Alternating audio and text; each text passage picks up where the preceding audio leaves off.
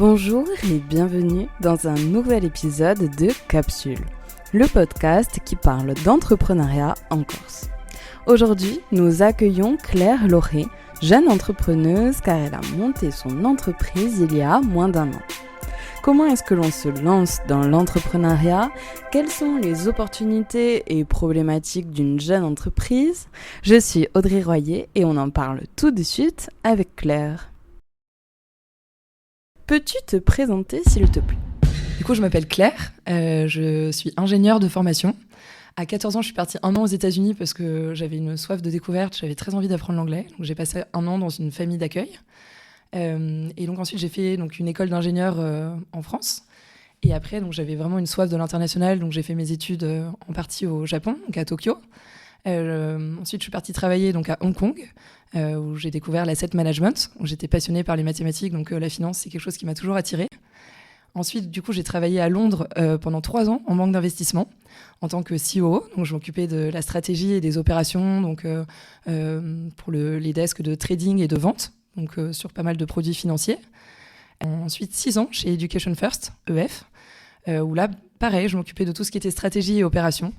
Mais donc dans un monde un petit peu différent pour une école de business avec des campus donc partout dans le monde, à Dubaï, à San Francisco, à Londres, à Shanghai. Donc voilà, je m'occupais de la stratégie de l'école, comment faire grimper l'école dans les classements. Donc il y avait à la fois une partie analytique et une grande partie relationnelle. Et ensuite, donc, du coup, je suis rentrée en France au bout de 10 ans donc, à l'étranger. Et là, donc, j'ai été bras droit de gérant. Donc finalement, c'était un petit peu le type de poste que j'ai toujours eu. Et là, je m'occupais du coup de mettre en place toute une stratégie commerciale et opérationnelle, voilà, donc, pour la partie institutionnelle en France.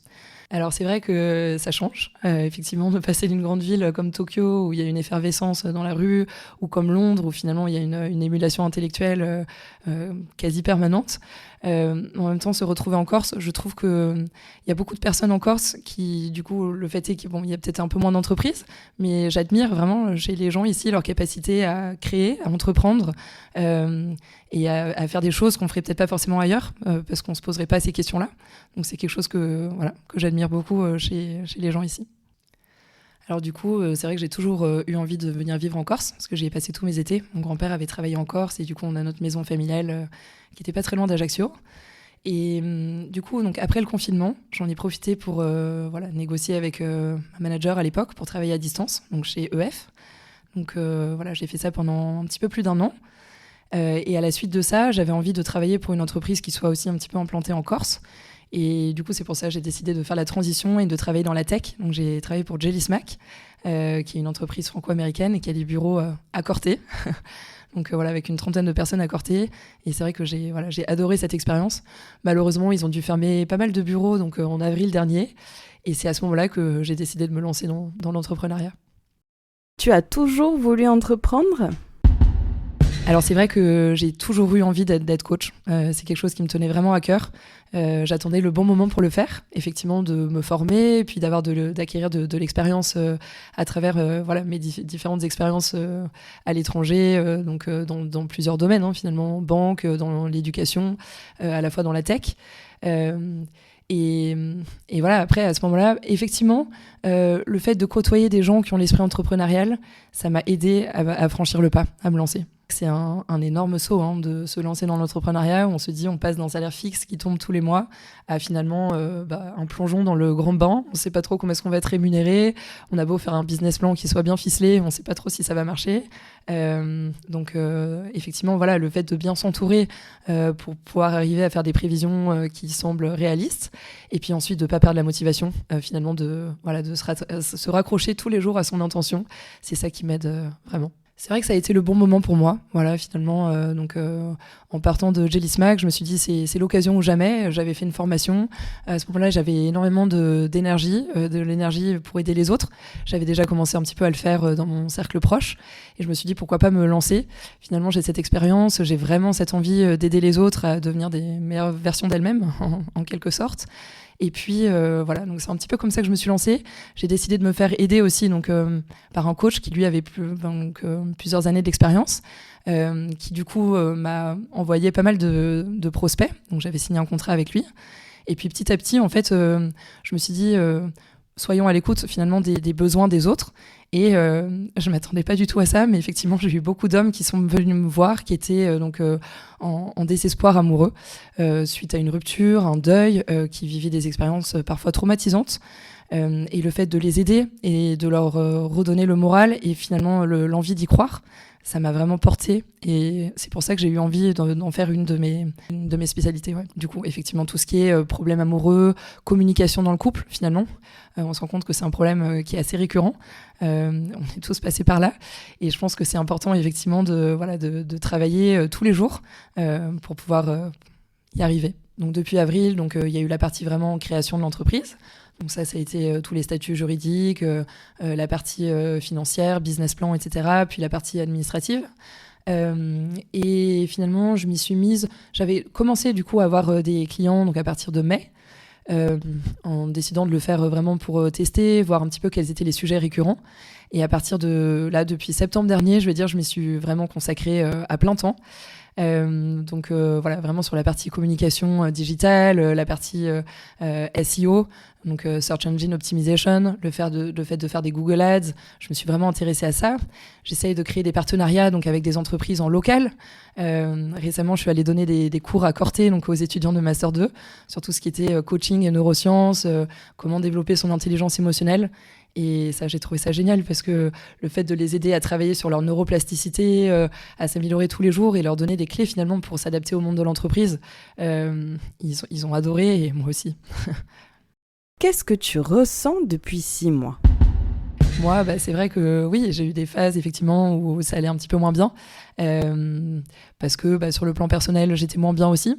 Et donc, c'est dans ces moments-là où c'est important de bien se connaître, en fait, et de se raccrocher à ses forces plutôt qu'à ses faiblesses. Moi, je sais que je suis quelqu'un qui suis dans l'action. Du coup, je me suis raccrochée à ça. Je me suis dit, allez, fais des choses qui te font du bien, fais du sport, entoure-toi de gens qui sont dans une énergie qui est porteuse. Et puis, c'est ça qui va te faire aller de l'avant. Et finalement, ce désir de monter mon entreprise, il a toujours été là. Donc, même quand ça allait pas forcément très bien sur le plan personnel, je me suis raccrochée à ça en me disant que c'était un projet qui m'avait toujours tenu à cœur et qu'il n'y avait pas de raison que j'y arrive pas. Forcément, au début, c'est un petit peu troublant parce qu'on a beau avoir toutes les bonnes intentions du monde et se dire que ça va marcher, donc y croire. Parfois, c'est vraiment difficile de se dire on voit pas forcément les clients rentrer, on voit pas forcément un petit salaire tomber tous les mois. Et j'ai envie de dire, dans ces moments-là, il faut pas perdre espoir. On le sait, l'entrepreneuriat, c'est des hauts et des bas. C'est une courbe, donc il y a des jours où on est hyper motivé, d'autres où on l'est un petit peu moins. Et finalement, donc il faut s'entourer de gens qui vivent la même chose pour se dire allez, on y croit et on garde cette force-là, on garde cette petite flamme en nous et ça va marcher, il faut y croire. On peut pas être à 100% de son moral tout le temps, mais effectivement, dans les jours où ça va moins bien, je me dis, c'est pas grave, c'est humain aussi. Et ce sont dans ces journées-là, du coup, que je vais essayer de faire plus de choses, donc administratives, de faire des recherches, de travailler sur des charges qui sont un petit peu moins lourdes émotionnellement. Et dans les jours où ça va mieux, c'est vraiment à ça que je me raccroche et de me dire, allez, c'est ces jours-là où je vais faire de la prospection. C'est comme ça que j'organise ma semaine, en fait. Donc je sais qu'il va y avoir ces courbes, j'en suis consciente. Des jours où je vais avoir tout le moral du monde. D'autres jours où ça va aller un petit peu moins bien, je vais être moins motivée. Mais c'est à ça que je me raccroche. Je me dis, ça va marcher. Et voilà. Et ces jours-là, c'est pas grave. Si t'as pas ce peps à 100%, t'inquiète pas. Demain, ça va être un jour avec. Et donc aujourd'hui, t'en profites pour faire des choses, un peu plus de recherche et d'analyse. Et demain, tu te concentreras sur la partie prospection. Je me flagelle pas, j'essaye de me dire qu'est-ce que tu dirais à ta meilleure amie si elle vivait cette situation. Ça, c'est quelque chose qui m'aide beaucoup. Donc de la bienveillance, de l'écoute. Et puis, parfois, il faut quand même se mettre un petit coup de pied aux fesses, comme on dit, pour avancer, parce que je crois beaucoup à ça, à l'action. C'est toujours très dur de passer de 0 à 1, mais une fois qu'on est à 1, on peut toujours s'améliorer pour arriver à 2, 3, 4, 5, et puis c'est comme ça qu'on monte, quoi. On est souvent plus dur avec nous-mêmes, mais finalement, d'arriver à prendre du recul et de s'observer, et de se dire, oui, ok, finalement, je me connais, j'ai appris à me connaître, et ça, c'est une énorme force.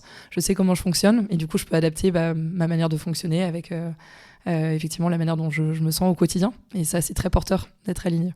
Et surtout, je crois vraiment à ça, l'importance d'aligner ce qu'on pense avec ce qu'on ressent, parce que ce sont nos pensées qui dictent nos émotions, et ce sont nos émotions qui dictent nos comportements. Donc j'essaye aussi de me raccrocher à ça et de me dire que si je pense que je peux y arriver, si je visualise le fait que je vais y arriver, ça va marcher, j'ai confiance. Et quelles sont les futures étapes dans ton aventure entrepreneuriale ? que les prochaines étapes là pour moi, ça va être maintenant que j'ai défini du coup quelles sont mes 3 niches finalement, donc quelles sont mes 3 spécialités. La première effectivement étant tout ce qui est rupture amoureuse, communication dans le couple, voilà, de manière plus générale les relations amoureuses. La deuxième étant vraiment les compulsions alimentaires, parce que c'est quelque chose que j'ai vécu moi et donc du coup j'ai vraiment envie d'aider les autres à s'en sortir. Donc ça peut être à plus ou moins en grande échelle, ça peut être des grignotages fréquents, ça peut être proche du trouble du comportement alimentaire aussi parfois. Et puis le troisième volet, c'est vraiment le coaching pour des étudiants et pour des entreprises. C'est aussi ce qui me tient à cœur, de donner les clés donc, de l'intelligence émotionnelle pour bien travailler en équipe. Donc maintenant que j'ai défini ces 3 niches, effectivement, la prochaine étape, c'est d'arriver à faire des partenariats finalement en local, donc en me rapprochant de nutritionnistes, de coachs sportifs et d'entreprises du coup implantées en Corse. Donc soit des organismes de formation, soit donc des universités comme celle de Corté. Soit effectivement parfois donc, des cliniques de l'obésité où on opère parfois donc, des patients qui vont avoir des chirurgies bariatriques. Donc effectivement, là j'en suis dans une phase vraiment de nouer des relations et d'essayer de développer un maximum mon réseau pour ensuite arriver à créer toutes ces opportunités professionnelles. Est-ce que dans le coaching, on se positionne sur des champs que l'on comprend à l'aide de son vécu, par exemple ? C'est hyper intéressant ce que tu dis parce que j'ai l'impression d'apprendre autant que mes coachés apprennent de moi. Tous les jours, j'apprends des choses différentes. On a tous des référentiels qui sont vraiment très différents. Moi, je suis une matheuse, donc effectivement, le mot référentiel me parle. Je me dis, on a tous des valeurs qui sont très différentes, des croyances parfois limitantes qui sont très différentes. Et donc effectivement, le fait de se décentrer et puis d'arriver à se mettre à la place des autres en se disant, ok, lui, il vient de là, il peut avancer. Finalement, moi, c'est pareil. Je suis pas la même personne que j'étais hier ou que j'étais il y a 1 an ou il y a 2 ans. J'apprends en continu, je me forme et c'est ça qui est beau, c'est le fait de continuer d'apprendre. C'est ça qui me porte. Je suis quelqu'un qui fonctionne pas mal au feeling et effectivement, l'envie d'aider les autres, ça a toujours été présent. Je m'occupais toujours donc de mes amis, j'essayais de les tirer vers le haut, de les aider sur le plan à la fois professionnel et personnel.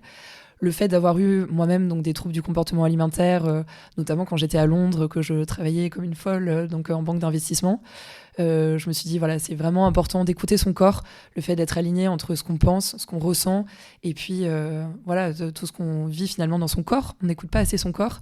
Ça a été une expérience personnelle, et du coup, je ne peux que renforcer ça pour aider les autres.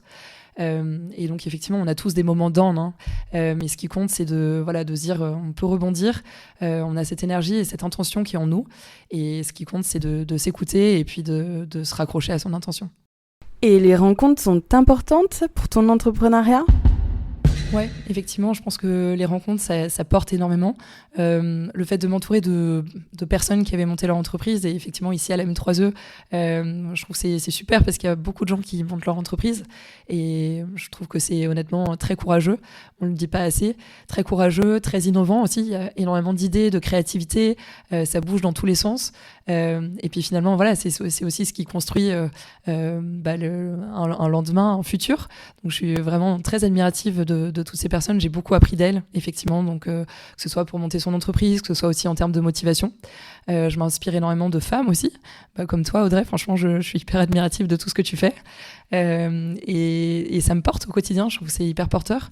J'ai fait aussi beaucoup de rencontres via des réseaux, plein d'initiatives de réseaux qui se mettent en place ici à Ajaccio, où je trouve que vraiment c'est plein de gens bourrés de bonnes intentions et ça vaut la peine qu'on s'y raccroche et qu'ensemble on construise une sorte d'effervescence ici, parce que je trouve que c'est une ville qui est, malgré tout ce qu'on peut penser, assez porteuse.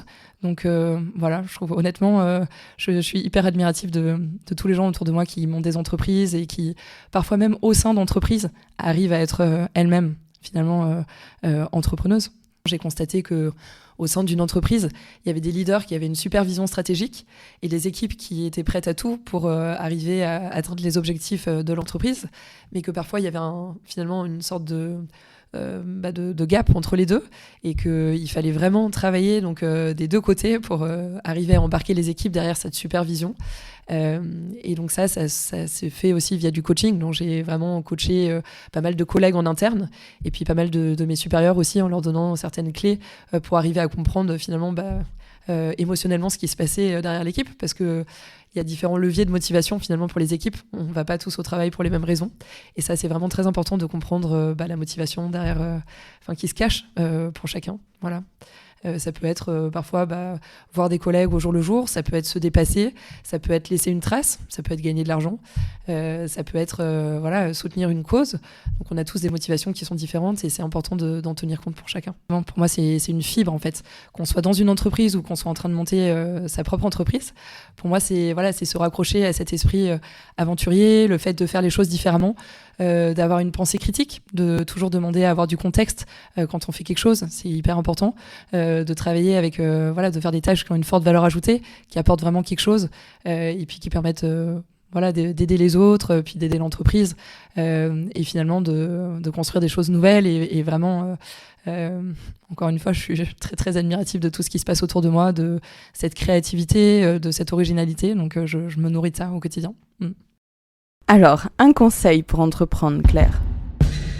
C'est vrai, moi, ce que je dirais, le premier conseil que j'ai envie de donner, c'est raccrochez-vous à votre intention. Quelle est votre intention de base ? Ça, c'est ce qui va vous porter tout au long de l'aventure. Finalement, même les jours où vous aurez des petits coups de mou, raccrochez-vous à votre intention parce qu'elle est là et puis elle sera porteuse pour vous. C'est le premier conseil que j'ai à vous donner. Le deuxième conseil, je dirais, c'est très personnel, mais c'est être dans l'action. Finalement, il vaut mieux faire quelque chose, même si c'est pas très bien, que ne rien faire. Vous pourrez toujours affiner un petit peu et puis corriger le tir au fur et à mesure, mais d'être dans ce processus itératif, finalement, c'est ça qui va vous donner de l'énergie aussi. Donc être dans l'action. Et puis la troisième chose, c'est finalement s'écouter. Il y a des jours où vous allez aller moins bien, c'est pas grave, faites ce qui vous fait du bien. Et du coup, le lendemain, vous aurez cette énergie porteuse et c'est ça qui va vous donner la force d'aller de l'avant aussi. Donc écoutez-vous et reconnectez-vous à votre corps. Et effectivement, le quatrième conseil que je pourrais donner, c'est bien s'entourer. N'hésitez pas à vous faire aider. C'est pas une honte. On n'est pas omniscient sur tout. Et le fait de se faire aider, ça permet de gagner énormément de temps. Et puis finalement, d'avoir des conseils qui ensuite vous donnent un petit coup de boost, un regain de motivation. Donc entourez-vous de gens qui vont vous aider, vous accompagner tout au long du chemin. C'est important. Bon, et bien maintenant, pitch-nous ton entreprise. Claire Loré Coaching, qu'est-ce que c'est ? Donc c'est une entreprise de coaching, donc avant tout en accompagnement. Donc il y a 3 pôles. Je dirais le premier, donc c'est tout ce qui est autour du couple. Donc ça peut être suite à une rupture amoureuse, un deuil, un problème de communication ou un événement qui a pu être un petit peu traumatisant pour vous. Je vais vous aider à remonter la pente. Le deuxième volet, donc, c'est sur la partie compulsion alimentaire. Donc ça s'adresse plutôt à des femmes. Donc effectivement, sur tout ce qui est grignotage compulsif, parfois ça peut aller jusqu'à des troubles du comportement alimentaire. Je vous aide, en parallèle d'un suivi médical, à vous redonner de l'espoir pour aller de l'avant. Et le troisième volet, c'est vraiment tout ce qui est coaching, donc à la fois pour l'entreprise et pour des étudiants. Je vous donne les clés de l'intelligence émotionnelle, comment vous adapter au monde de l'entreprise, comment résoudre des conflits, comment gérer votre stress au quotidien, comment travailler en équipe avec des gens qui ne sont pas forcément alignés avec vous et avec vos valeurs. Donc je vous aide au quotidien à vous donner de la force et puis à être les meilleures versions de vous-même. Je suis passionnée vraiment, mais avant tout, ce que j'adore, c'est le fait de voir des transformations. J'ai certains de mes patients qui sont venus me voir qui étaient vraiment, j'ai envie de dire, au fond du trou, qui broyaient du noir et qui étaient dans une espèce de spirale négative. Et de les voir aujourd'hui, quelques mois plus tard, s'en sortir avec le sourire aux lèvres et qu'ils aient retrouvé cette force, cette joie de vivre et qu'ils se soient reconnectés à leurs valeurs, c'est ce qui me rend le plus heureuse. C'était un podcast de Capsule proposé par Podcast ou la M3E. Merci à Claire pour ce beau témoignage et à vous pour votre écoute. N'hésitez pas à noter le podcast sur Spotify pour nous motiver. C'était Audrey Royer et je vous dis à très vite pour un nouvel épisode. Capsule est financée par la M3E et BPI France.